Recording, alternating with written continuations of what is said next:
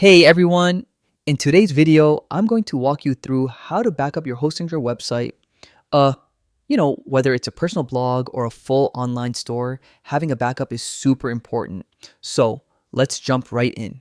First, open your browser and head to the Hostinger website. Click on Login at the top right and sign in with your account details. If you don't remember your password, just hit the recovery option right below.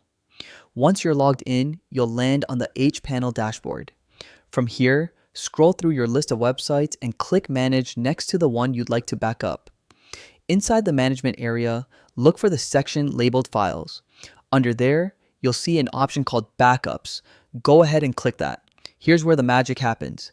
Hostinger automatically saves backups daily, weekly, or monthly depending on your plan.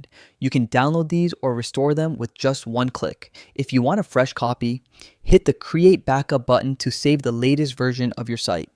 Quick tip: always make a new backup before doing major updates like installing plugins or changing code.